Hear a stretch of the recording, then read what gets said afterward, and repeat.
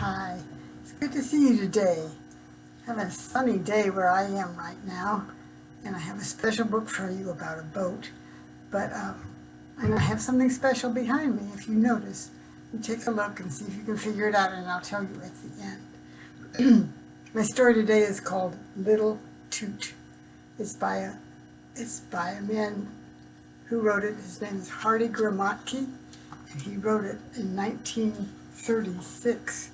So this book is even older than I am, and I am very old. This is Little Toot. He's a tugboat, and you can see the big city. And there's other boats in the river there. Tugboats are a certain kind of boat that pull great big ships. Excuse me, I got the hiccups. Oh yeah, and there's a bridge. That might be New York City, I'm not sure.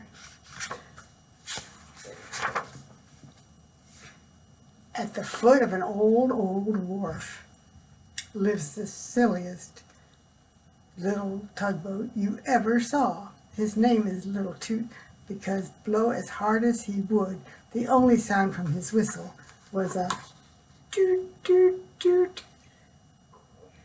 See his whistle? Let's flicker.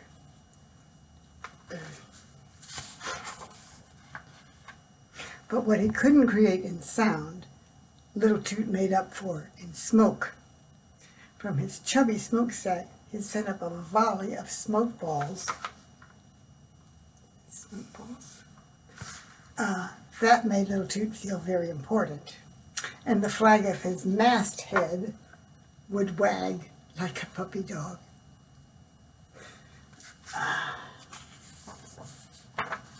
Now the river where Little Toot lives is full of ships. They come from ports all over the world, so there's always work for tugboats to do, either pushing ships into the docks to be unloaded or pulling them into the ocean to begin a new voyage. Look how busy it is. And sometimes you can see, like here you can see a little boat. That's a tugboat, and there's a rope there. So he's pulling that big boat. And of course there's Little Toot in the middle. This is little smoke balls.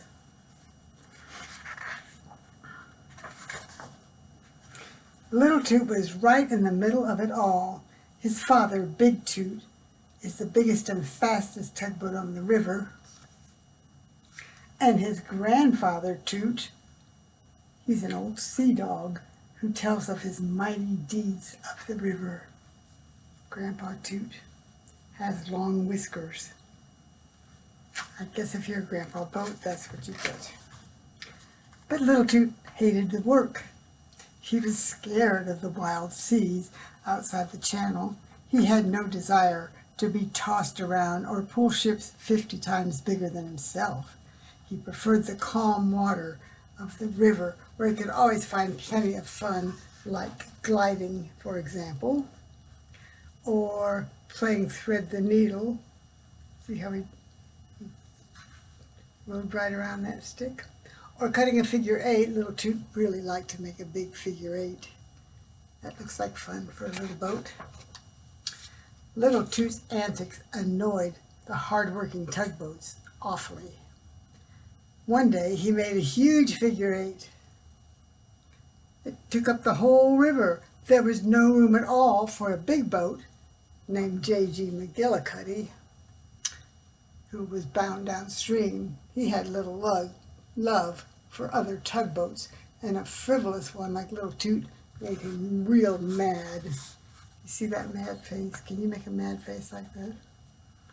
I can't do a mouth like that. But you can see that he's mad, can't you? Okay. Well, he got mad at Little Toot, and the other tugboats saw what happened, and they made fun of him, saying he only knew how to play.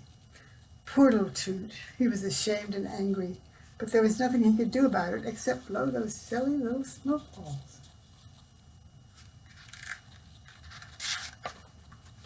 Little Toot hid alongside the wharf and sulked. And then he saw a great big ocean liner headed down the river. It was so big, pulling it were four tugboats with his own father, Big Toot, Big Toot, right up front.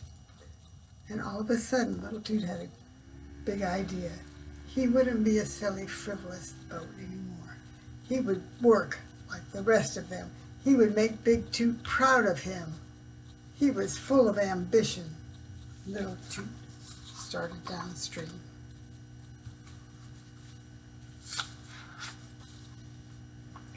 He sidled up hopefully to one big ship after another, tooting for them to leave his a rope. The tow line is called. Tooting like this, toot toot, because he was little Toot. But they supposed he was still only a nuisance and would have nothing to do with him. Oscar, the Scandinavian, rudely blew steam in his face.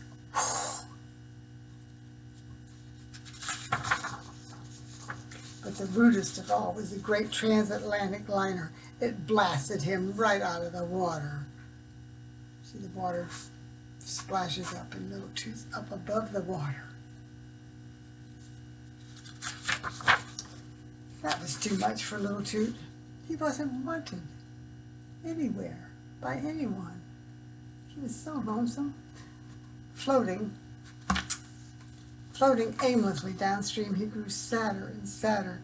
He didn't even notice the sky had grown dark and the wind was whipping up a really big storm.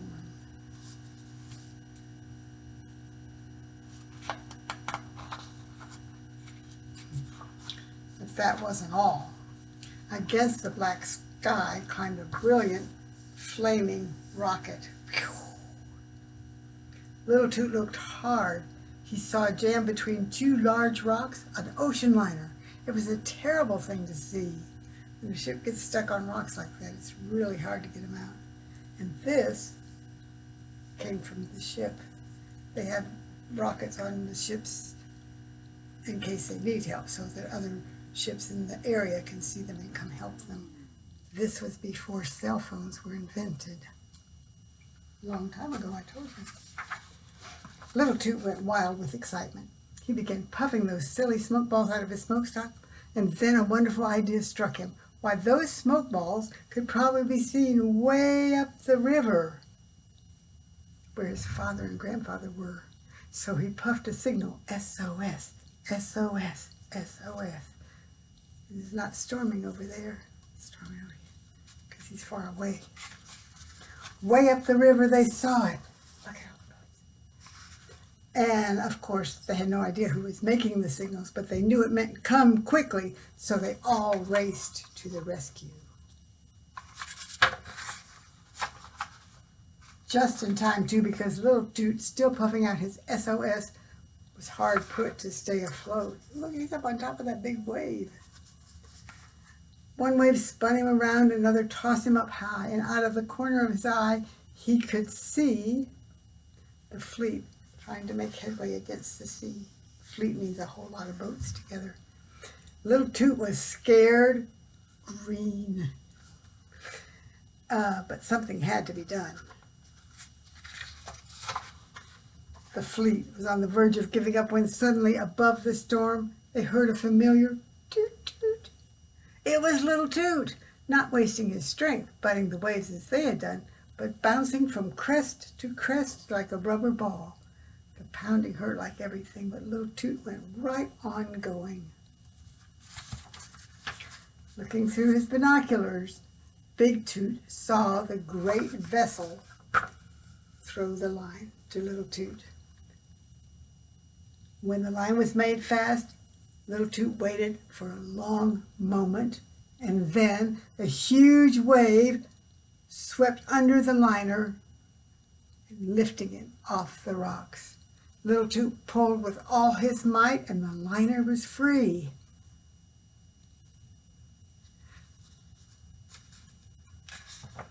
The people on board began to cheer. See them? It looked like little tiny hands.